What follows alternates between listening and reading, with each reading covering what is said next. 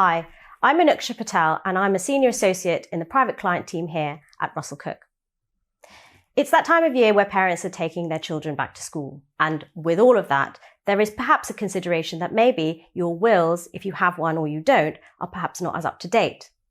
And particularly where you do have young children, there are certain things that you should be doing to ensure that your children are protected.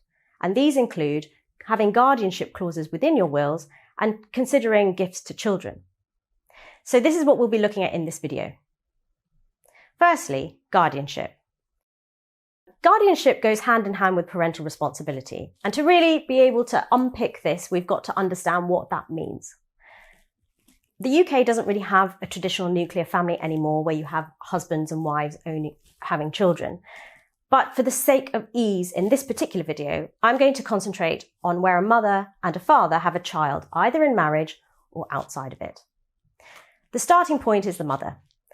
A mother who has a child born from her will automatically have parental responsibility. If she is married, her husband will also have automatic parental responsibility, the understanding being that that child has been born from that particular marriage.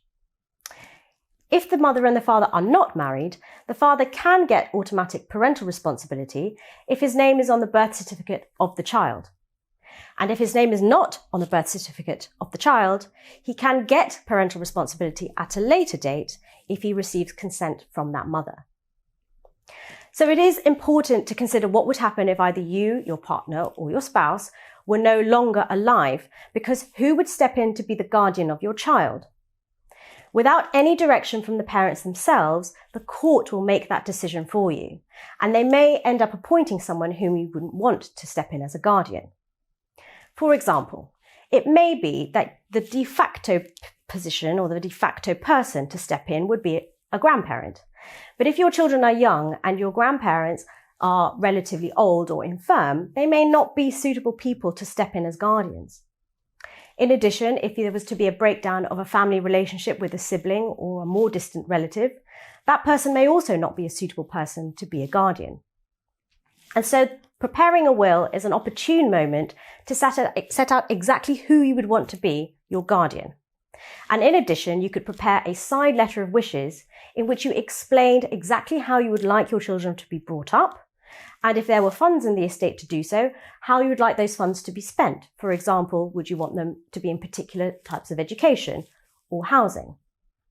And so this brings us on very neatly to our next topic, which are gifts to children. Children are not able to inherit assets while they are still minors. This is because they cannot give good receipt for funds.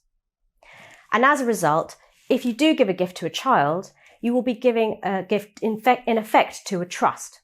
And the trustees will have management of those funds until such age as that child is able to inherit, namely 18. However, some parents do feel that 18 is still a rather immature age and that it would be perhaps better to defer obtaining capital sums of money till a later age, such as 21 or 25. The reasoning for this is often to protect the sums, to ensure that the estate is protected so that there is not reckless spending of capital monies. This doesn't mean that the child doesn't have any access to funds, as there are both statutory and additional provisions that we put in all of our wills to give the trustees powers to advance money to those individuals, to those beneficiaries. But it does ensure that there is protection of the estate and it's not willfully spent or dissipated. There are some rather nuanced tax consequences for trusts, particularly if you're delaying the capital entitlement beyond 18. But if you want further information on this, you could contact someone in our team who would be able to assist you.